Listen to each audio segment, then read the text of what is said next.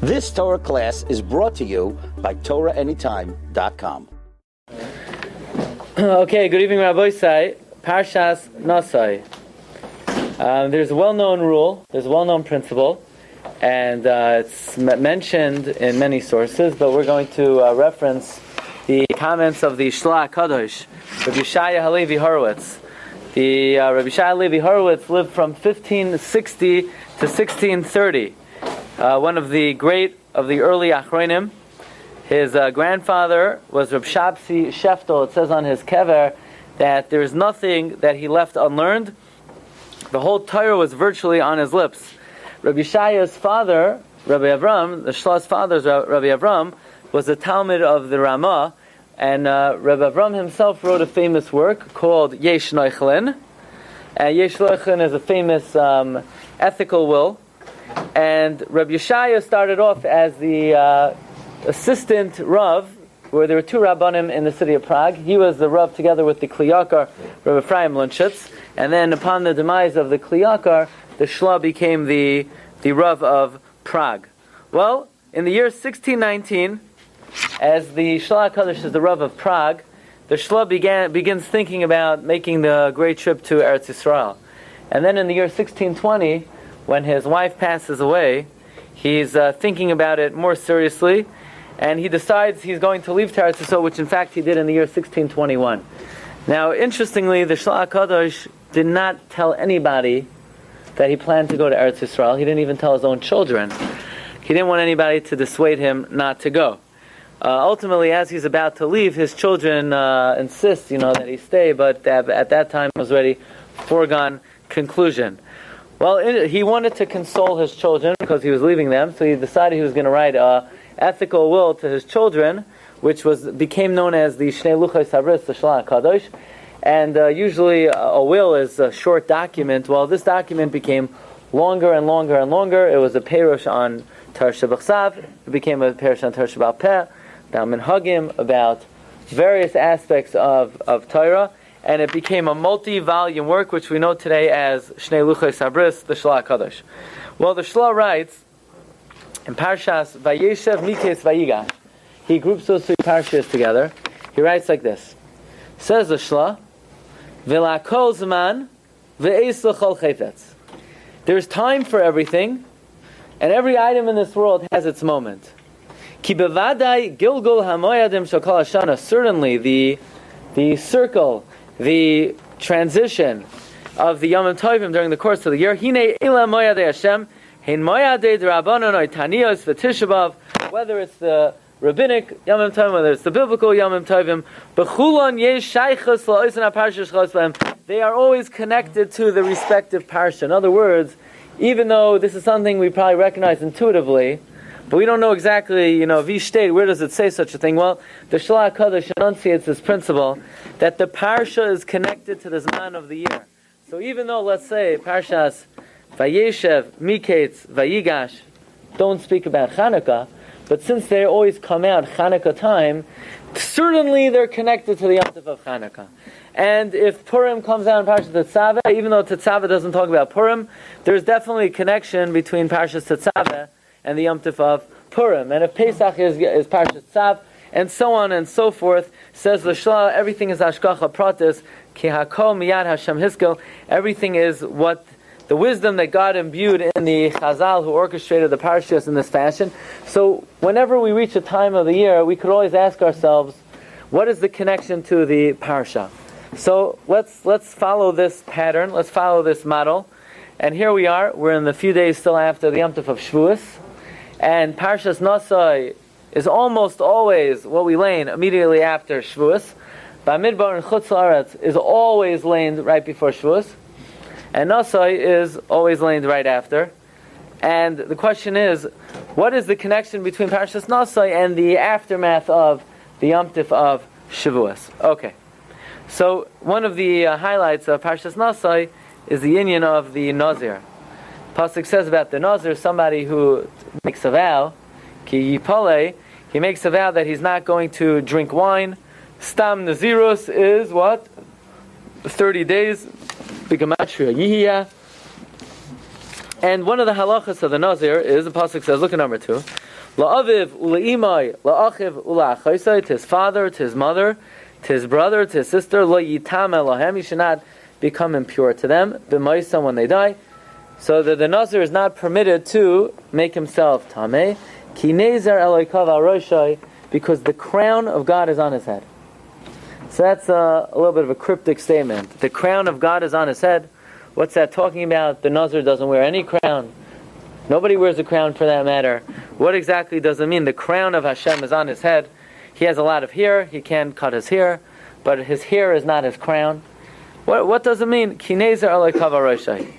And Rashi, quoting the Gemara in Brachas Daf Samach Gimel, Rashi is also bothered by the juxtaposition of the two Parshios in this week's Parsha. You have the Parsha of the Soita, and you have the Parsha of the Nazir, right? So the Soita, a woman who's accused of being unfaithful to her husband, she's warned by her husband not to go in seclusion with this guy, and she does, and we don't know exactly what happened, and she's suspected of infidelity, and we give her to drink from the Soita waters, not soda, even though soda could also cause tremendous stomach disruption, possibly even worse than the Soita waters, but and that's the Parsha number 1. And Parsha number 2 is the Parsha of the Nazir, and Rashi's bothered, what is the connection between Nazir and Soita? So Rashi says, Lama nismacha Parshas Nazir la Parshas Soita, Loimer alach, to teach you, Shekal haraya Soita b'kol kula, anyone who sees the Soita in her state of disgrace, right? What do we do to the Soita? We take her, we uncover her hair. By the way, what do we learn from there? We learn from there, the Gemara learns out that from here we see a married woman must cover her hair, which is actually din d'oraisa. Din d'oraisa, it's biblical. It's not midrabanan, it's d'oraisa. Now, how much of the hair has to be covered? Only all of it, that's all. Only all of it. Now, we're going to talk about on Shabbos. What about a little bit sometimes comes out by the temples? Well, there's an opinion in Mishnah that's okay, but maybe we'll give you a little preamble now. The types where you pull part of it out, that ain't okay. Really? It's not okay? Yeah, only if you're Jewish it's not okay. Goyim, they could take part of the sheitel and pull it out. That's permitted for them. But Jewish people can't do that. It might even be a biblical thing. We'll see. Rav Moshe gives a shiur. There's a shiur of a half a tefach by 2 tefachim, which is a square tefach. We'll see where, when, how that applies. But that's the din of the Soita. So now, the person sees the Soita in a state of disgrace. He sees her hair uncovered. He sees her in a very compromised situation. So, under the circumstances, it could excite the Yetzer Hara. A man sees a woman under those conditions, it could elicit the Yetzer Hara. So therefore, Chazal say, Shekol haroya soita bekokula. If a man sees the soita in her state of disgrace, Yazir atzmai min hayayin. He needs to prohibit himself. He needs to take a neder, not to drink wine. Shu mevi lideni, if wine brings to araya. So in other words, the man saw this woman in a compromised situation. It might excite the Yetzer Hara. Therefore, he has to take precautions not to wake up the Yetzer Hara, and therefore he answers himself from wine. Rabbi said tonight, if you made it here tonight, and you're going to stick it out till the end, you're going to be zoicha to hear a new pshat in the deeper meaning of Chazal. Kol haroya soita b'kol yazer atzem in hayayin, mamish, a gift from heaven. Unbelievable. B'schus hatzivur. Okay, let's go to the Ibn Ezra. The Ibn Ezra is one of the classic commentaries on Chumash. Rabbi Avram ben Ibn Ezra. Now, some people call him the Evan Ezra. That's Stam Amaratzus. Evan, they get confused between Ibn Ezra and Evan Ho'ezer. Evan Ho'ezer is one of the Dalet Chelkei Shulchan Aruch. Ibn Ezra means the son of Ezra. That's his name, Ben Ezra. And the Ibn Ezra was born in Todila, Spain in 1089. He passed away in 1164. He started out his life in Cordova, where he learned Torah, and he also learned many, many disciplines. But when it came to business, he was he failed every enterprise he ever entered in. Any business venture he ever tried, he was an abysmal failure. So he even said about himself that if he were to sell candles, it would never turn dark. It would never become dark outside. If he would sell burial shrouds, he said, nobody would ever die. That's what the Ibn Ezra said about himself. Well, yeah, it's a good thing, but not if you're trying to make a living. Yeah? So, he also had many unfortunate things happen to him. The Ibn Ezra's wife died at a very young age. He was left with one small child, Yitzchak. His other children all died in infancy. And Yitzchak, when the Ibn Ezra, during the Almoravid uprising in 1135, the Ibn Ezra went into exile. He went to Rome. In Rome, he began writing his commentary on Chumash, the Ibn Ezra. And his son, meanwhile, Yitzchak, goes to Baghdad, where Nebuch, Layalenu, Yitzchak converts to Islam. And this was very painful to Ibn Ezra. Later on, Yitzchak came back to Judaism, and he wrote that he never really converted. He merely affirmed his faith in Muhammad, which the Rambam writes is not considered Yeharig Be'al Yavar because it's considered monotheism. But the Ibn Ezra lived a very difficult life. He's one of the great Rishonim. Tosfos Masechta Rosh Hashanah quotes him on Daf Yud Gimel. And the Ibn Ezra is one of the most cryptic of all the Rishonim. And he makes the following comment. What does the word Nazir mean? What's a Nazir? What's a Nazir? What does it mean? Yeah? So, the Ibn Ezra writes like this. V'yei shoymrim. Ki milas Nazir migezeras nazer. The word Nazir comes from the root crown. V'ha'ed, the proof is, Ki nazer elokav al roshai. It says about the Nazir, the crown of Hashem is on his head. Says the Ibn Ezra, V'neinu rachak, it's not such a far-fetched pshat. He says like this, Da, Ki kol b'nei adam avdei tavos ha'olam. Most people are slaves to their taiva. Say, really? Not me, I'm not a slave to my taiva. Yeah, many people are slaves to their taiva. Can you imagine tonight, there are people who give up learning for sports. Imagine? And even if they come, it could be they're going to give up a little. What is that? They're avodim. They're slaves. Who are they slaves to? Their desires. They're avodim. But it's not only some people, it's everybody. We're all guilty. Every human being is a slave to their desire. But v'hamelech ha'amiti, the true king, sheyesh lo nazer v'ateres malchus b'roshai, who has the crown of royalty on his head, kol mishu chavshi min ha'taiva, someone who's free of taiva. Someone who is free of taiva is a king. Who's he a king of? Nobody listens to him. There's one person that listens to him. Himself. He's able to decide what the right thing is and follow suit. He's a king. He rules over himself. He rules over his passions and his desires. But unfortunately, most people in this world are avodim. They're slaves. They're slaves to their desire. But somebody who rules over their desire is a king. Says the Ibn Ezra, the word Nazir comes from nazer, crown. Meaning what? This guy rules over his taiva. Most human beings like alcohol. They desire alcohol. They want alcohol. It's part of a certain freedom, of certain happiness. And this man is able to say, you know what? I will not drink alcohol for 30 days. He's a king. He's a Nazir. Ki nazer elokav al rosh.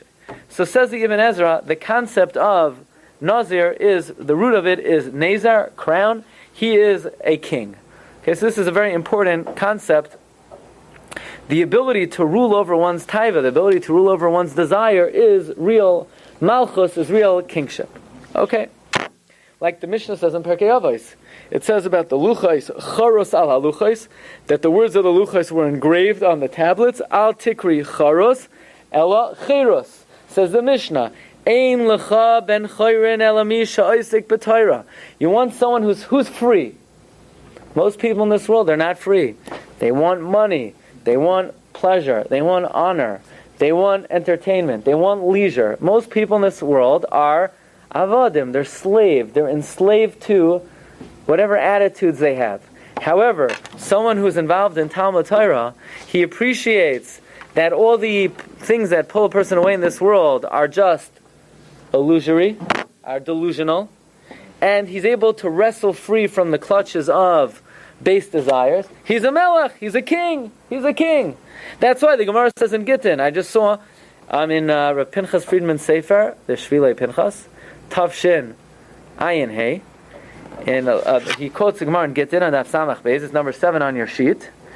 The Gemara says, who are the kings in this world? Amrulei minalacha durabanon ikru malachim. How do we know that the Rabbanon are called kings?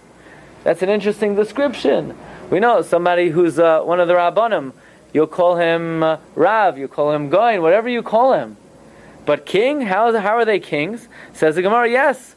The Rabbanon are called Melachim. D'chsiv, bi Melachim yimleichu. It says in Mishlei, kings will reign from me. The Torah gives a person royalty. What's the royalty? The ability to rule over desire, the ability to rule over taiva, the ability to rule over things that pull you away in this world.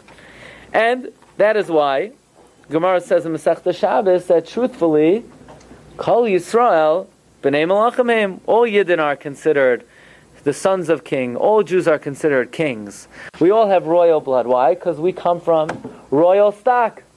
What does that mean? Not everybody comes from David HaMelech, but we all come from ancestry of those who were able to rule over their desires and rule over their passions. So this is the union of the Nazir. The Nazir, the word Nazir comes from the word nazer, crown. He has a certain degree of royalty. What is that? He doesn't have a royal horse. He doesn't have an actual crown. He has the midah of malchus. He has the ability to rule over desire.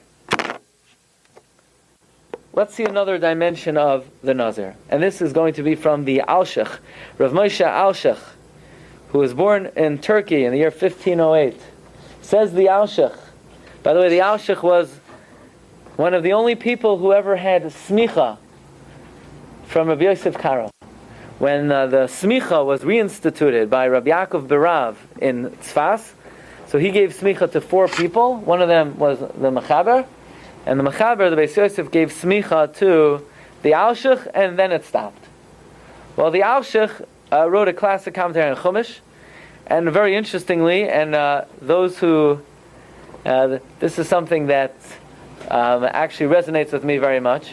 The Alshich said there were so many Rabbanim that stole his Torah and said over his Torah in their own name that it's bad enough that they stole his Torah without giving him credit, but to add insult to injury, they didn't even say it over right. So he was forced to write a sefer. At least if other rabbis are going to steal his Torah, at least let them get it right. Okay, but anyway, the Alshich HaKadosh says as follows. There's a very unusual halacha about the Nazir. And that is, aside from the fact that he can cut his hair and he has this mysterious crown on his head, the Nazir cannot defile himself. He cannot make himself tamei. Not to his father, not to his mother, not to his sister, not to his brother. Which halacha is that like? Of which individual has a similar halacha? So you say a kohen. No, not a kohen. A kohen is allowed to make himself impure to the 7 relatives, right? What kind of halacha is that the Nazir has? The Nazir can't make himself tamei to his father, to his mother, his brother, his sister. Who in this world has an analogous halacha? There's only one person, the Kohen Gadol. Kohen Gadol is the only person who cannot defile himself to his 7 close relatives. And yet this Nazir has the same halacha. Well, says the Alshich HaKadosh, that's right, because there is a dimension of the Nazir that the Nazir has the status of Kohen Gadol. Why does Rebbeinu Shem give this institution of Nazirus, that you can have a regular Joe off the street, wake up one morning, you know what, I don't want to drink wine for 30 days, and all of a sudden, he has the halachas of Kohen Gadol? So says the Alshich, lest the person say, yeah, Judaism, it's all, you got to be born into the right family. If you're born into the Levi family, you're a Levi. And if you're even better, born into Aaron's family, you're a Kohen. And if you decide to be a Kohen Gadol, then you're a Kohen Gadol. But it's all nepotism. It's all a matter of ancestry. It's all a matter of, what family do you belong to? Well, it says the Alshich HaKadosh, Rebbeinu Shem wanted to debunk this myth. And therefore the Rebbeinu Shem says, you know what? The sanctity of Kahuna Gedola is available to every single individual if they make the decision to have a certain self-discipline, to take upon themselves Nazirus for 30 days, then this person too will be sanctified just like the Kohen Gadol. So Rabbi Nadav and Avihu, they went. Yeah, they were not Kohanim Gadol. They want to? No. Well, interesting that the Alshich says in a way the Nazir is even greater than the Kohen Gadol. Why? Because the Kohen Gadol also has a crown. What's the crown of the Kohen Gadol? It says, Ki nazer shemen mishchas elokav al roshai. The same lashon of nazer. And by the Nazir it also says the same lashon. Ki nazer elokav al roshai. The difference is, by the Kohen Gadol it says, Ki nazer shemen mishchas elokav al roshai. And in Parshas Naso it says, Ki nazer elokav al roshai. You know what the difference is? The difference is very simple.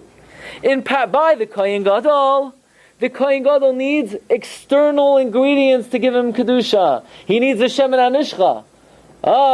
That means he's not inherently Kadosh. It's only because he puts the Shemen HaMishcha on his head. The Nazir, just by taking the self-discipline of not drinking the wine for 30 days, that alone gives him Ki Nezer Eloi Kav HaRoshai.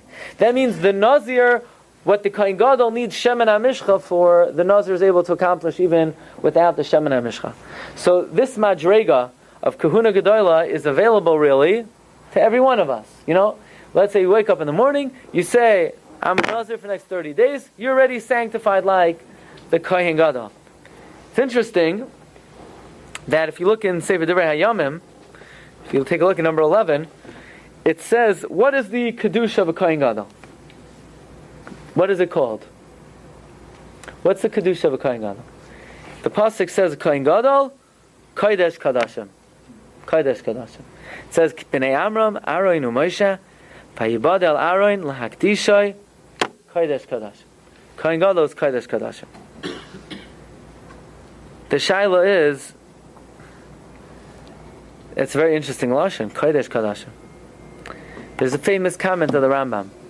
The Rambam, at the very end of Hilchos Shemitah v'Yovel, the Rambam says, the last halacha, after talking about the Levium, the Rambam says like this: V'lo Shevet Levi Bovad.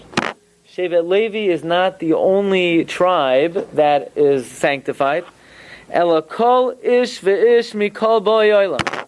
Any person in the world, asher nodva rucha yosai, whose spirit compels him, v'hivinoi midei, and he understands on his own accord, lihibadel lamay lifnei Hashem, l'sharso liavdai ladeas Hashem, where he decides, you know what? This world is so empty. This world is so fleeting. You know what? I'm going to separate myself just to serve Hashem. And says the Rambam, if this man walks yashar, the way God made him, and he throws off and he casts off all the various, what the Rambam calls, chishvoinois rabim, various calculations, says the Rambam, hareze niskadesh kodesh kadashim. He has sanctified himself kodesh kadashim. Interesting, the Rambam is saying a chiddush which doesn't seem to have a makar in Chazal, that a regular person, if he so to speak would go off, sit and learn, and not be involved in any of human activity, he would become kodesh kadashim. Like, where did the Rambam get this from? That a person could attain the level of kodesh kadashim.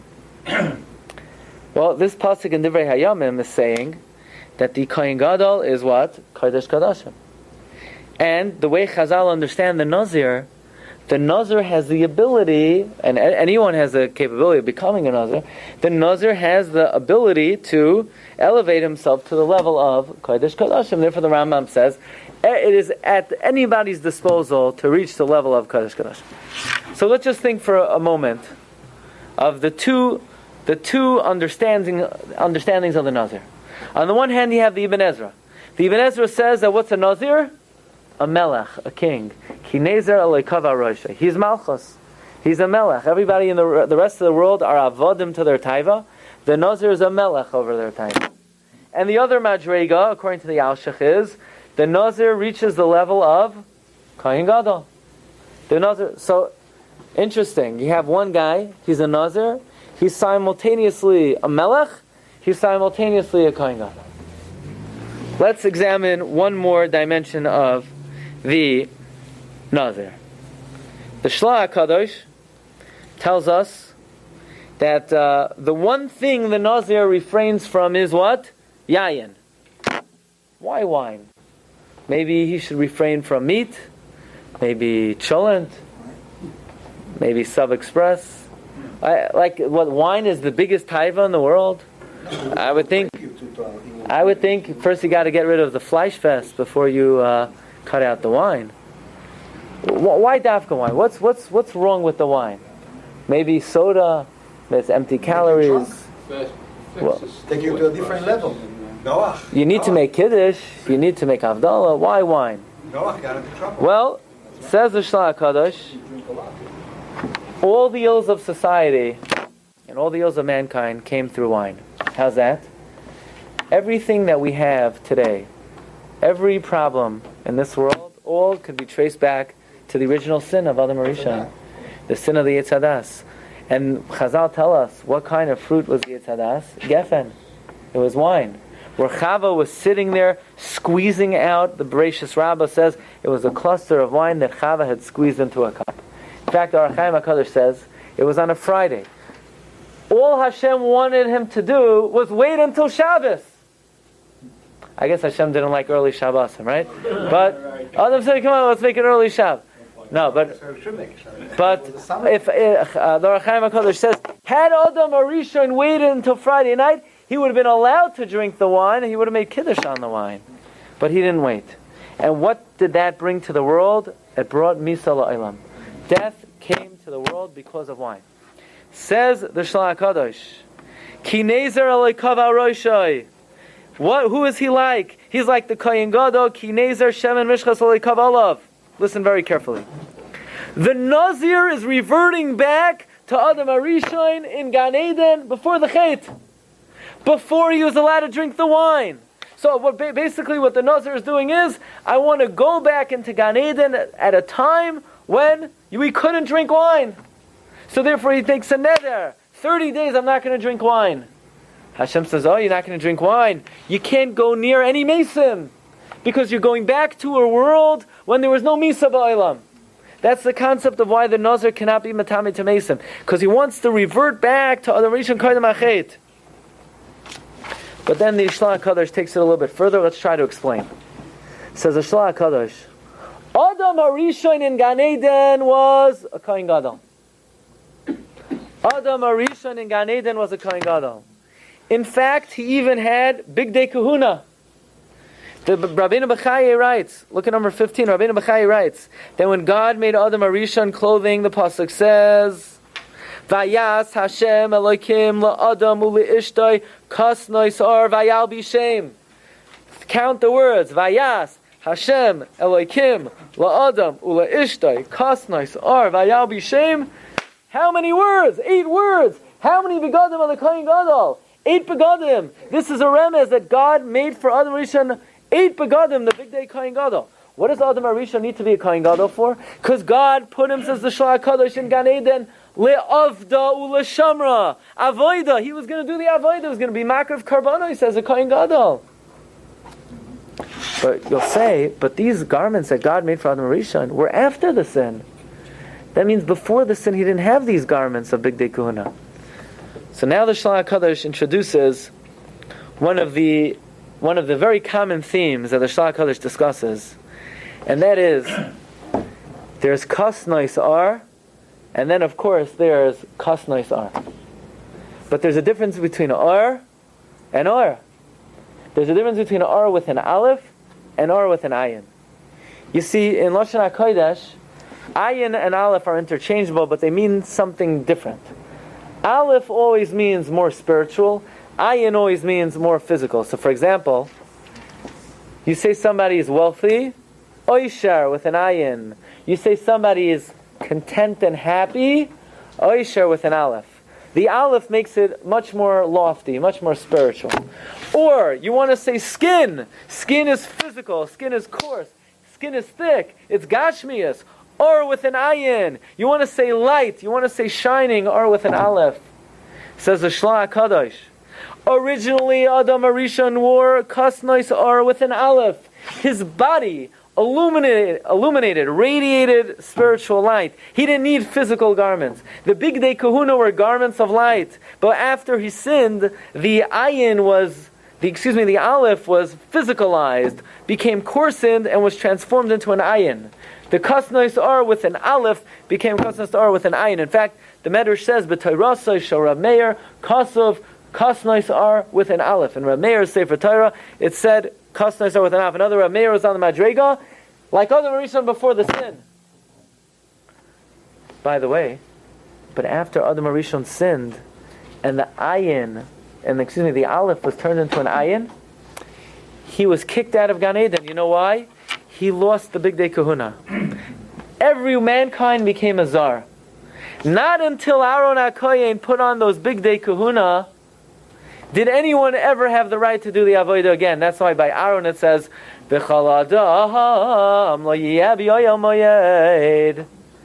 No Adam could be in the Oyel Moyed. Only you, Aaron, but not Adam Arishon. Adam Arishon was chased out of Gan Eden. Adam Arishon was lost the opportunity to be Kohen Gadol. But originally, Adam Arishon was a Kohen Gadol doing the Avodah in Gan Eden. He was put there la'avdo l'shamra. He had customs. Oh, that's why, says the Shelah. During the 8 days of Miluim, who did the Avodah in the Mishkan? Moshe. And the Gemara says, what did Moshe wear when he did the Avodah? Beged Lovan, a white garment. White garment. Yeah. Because Moshe Rabbeinu didn't need Big Day Kahuna. Listen carefully, why? Because when Moshe Rabbeinu was born, it says, Vayaroi soy kitoiv. They saw he was good. Nismale kol habayis kula or. The whole house filled up with light. And when Moshe Rabbeinu came down from Har Sinai, Vayara ki karan or pnei Moshe. Moshe's face was illuminating. So Moshe Rabbeinu already had the madreg of Adam Rishon before the sin, where his body was illuminating with light. He didn't need Big Day Kahuna, so he did the avodah. So one time I wanted to say that's why Moshe Rabbeinu's name does not appear in Parshas Tetzaveh. Everybody asks, why is Moshe Rabbeinu's name is not in Parshas Tetzaveh? It's like a genai for Moshe Rabbeinu. No, it's a shvach for Moshe Rabbeinu. It's a praise. This is the Parsha about Big Day Kahuna. Moshe Rabbeinu doesn't need Big Day Kahuna. He's above Big Day Kahuna. He doesn't require Big Day Kahuna. His body itself radiates light. Was Kosnasar with an aleph. But this gentleman wants to revert back to our world pre-chet. So what does he do? He says, I'm not touching the grape. The grape that brought Misa la'olam, I'm not going near it, I'm not touching it, I'm not partaking of it. And therefore Hashem says, but wait 1 second. Don't come into contact with a mace. Why not? Because you're in a world, beli mace, with beli Misa la'olam. But says the Shelah HaKadosh, but when those 30 days are over, and he's going back to the wine, now he's coming back to a world after the chet, so now he has to bring a carbon Nazir. Why? Just like Adam Arishon was makriv a carbon after the chet, it says Adam Arishon was makriv a shar, as a carbon chatos. Now you're going to the world of post-chet. You're going to the world of post-chet, you need to be makriv a carbon like Adam Arishon. Rabbi say, let's set this up. It's mamish oyer v'noira. That means a Nazir has 3 distinct levels. Number 1, he's a melech. The Ibn Ezra says, by refraining from wine, by disciplining himself from wine, ki nazer leikav aroishai. He's a melech, he has malchus, he's a king. Number 2, he's a kohen gadol. In what way is a kohen gadol? He can't be matami to mason. And number 3, he's reached the level of Adam Arishon after the chet. Before the chet. He's going back to a world before Adam Arishon ate from the Eitz Hadas, which was a geffen. So Hashem gave me mamish matana toiva min hashamayim. So I'm thinking, here we are after the Yom Tov of Shavuos, and it's a letdown. It's a real letdown. Here we are on Shavuos. You know what happened on Shavuos? God offered us the Torah. When Hashem offered us the Torah, you know what He told us? He said, "V'atem tiyuli mamleches kohanim." You're going to be a kingdom of priests. Mamleches. What's the root of the word mamleches? Kings. We're all going to be kings. Kingdom. And then Hashem says kohanim, priests. Now, I don't know about you. Ezra, you're a kohen. Any other kohanim here? No. Nobody. I'm a Yisrael. I think most of you are Yisraelim. God said we're going to be kohanim. We're not. What happened to that? What happened? What happened to the promise? So you say, kohanim doesn't mean kohanim. Yeah, it does. Kohanim means kohanim. In fact, the Baal HaTurim says like this. Look at number 17. Ilu zachu Yisrael, had Klal Yisrael merited, hayu kulam kohanim gedolim. We all would have been great high priests. Each one of us would have been in the madrig of Aaron HaKohen. But what happened? We lost it. How do we lose it? Chet ha'egel. So here Hashem said, you're going to all be kings. You're going to all be Kohanim Gedolim. The problem is we made the Egel. And what happened? None of us are kings. And none of us are Kohanim Gedolim. You know what else we lost? Ani amarti Elohim atem. We say this in Tehillim. We say it's from the Yom. I said you would have been gods. You know what that means? I said you would have been gods? Uvnei Elyon kolchem. I said, the Rebbe Hashem said, when Hashem gave us the Torah, how long were we supposed to live? Forever. The Malach HaMaves was killed. We were supposed to live forever. We had gone back to the level of Adam Arishon Koyim Achet. Uvnei Elyon Ochein Ka'adam Tamosun. But when I saw you dancing with the golden calf, we have to go back to post-Chet, and now you all die again. When Hashem offered us on Shavuot, and we're standing in Shul on Shavuot, and we're reenacting Kabbalas HaTorah, you know what great promises we're anticipating? That we'll all be kings, and we'll all be Kohanim Gedolim, and we'll all live together. And guess what? Shavuot doesn't last. As soon as Shavuot is over, none of us are kings, and none of us are priests, and none of us are Kohanim Gedolim, and we all got to go one day. Why? Chet ha'egel. Chet ha'egel. We lost all the great promises.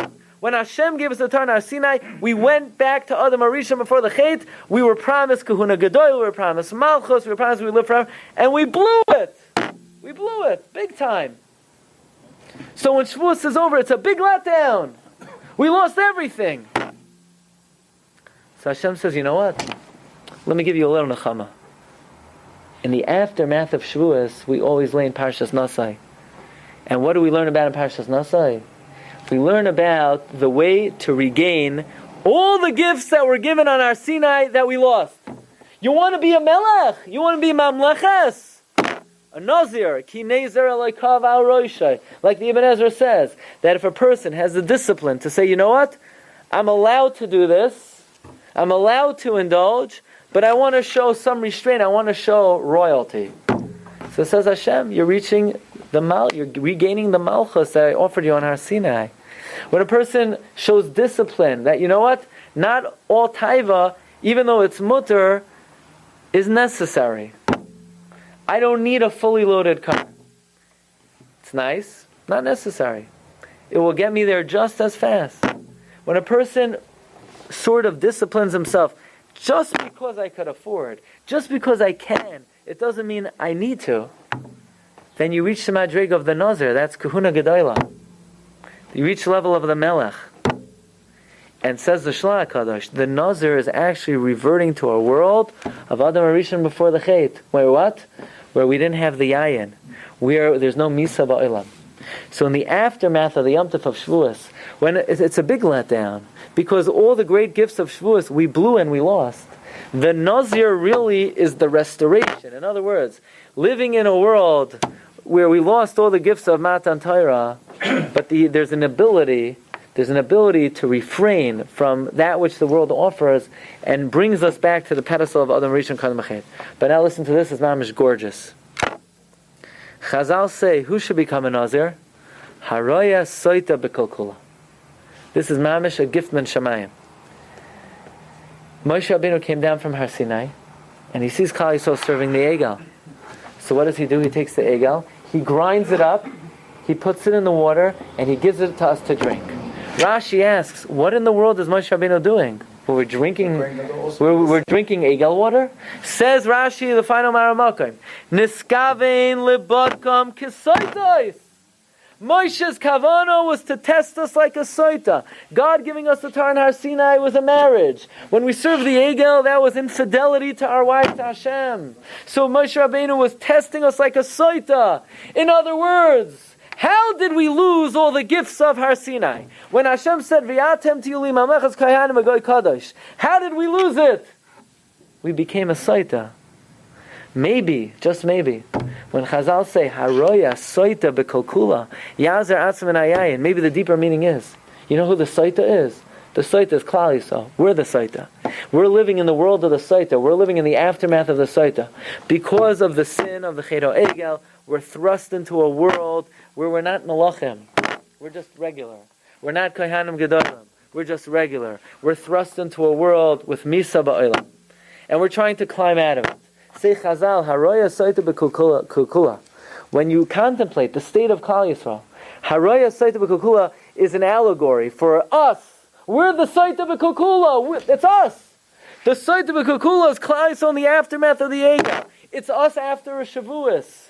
Chazal specifically designed that after the Yom Tov of Shavuos, when we realized that was such a beautiful Yom Tov, we reached such a high level. Nebuch, we lost everything. We're a Saita.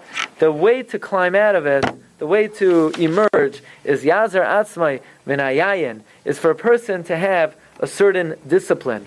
You see, the way this world works is that even though Torah is so delicious, is such a hana, there is a way for a person to ruin their appetite. You can have really good food, but sometimes you take bad medicine before, it just so distorts your taste buds. Like there's certain foods that are not good after other foods. Like sometimes you have a very acidic food, the next food doesn't taste good. It's not even worth eating. If a person allows himself to indulge in this world to a level where he is moved by it. That was such a good meal! Wow! Then when you open up the Gemara, it is delicious, but you're not going to taste it. Because it's like you coated your taste buds in a different flavor. So the discipline of the Nazir is to say, Baruch Hashem, there are many good things in this world. There are many delicious things. But there's a threat, there's a point, there's a limit. I take what I need from this world. I take even beyond absolute necessity. I need extra simcha. But up to a point. And then a person has to say, I want to get my kicks out of the right places. And this is the way to emerge of the Raya Soita B'Kukula. When we realize that we're not on the level that we could have been, we step back a little bit and we refrain. Even the Nazir doesn't do it for long. A short amount of time. Even a little bit can have a tremendous impact on us. And thereby the Rebbe Shalom will again give us the great bracha, the Atem Tiyuli, Mamlechas Kaihanim, the Goy Kadosh. Thank you everyone for coming. Have a great night. You've just experienced another Torah class brought to you by TorahAnytime.com.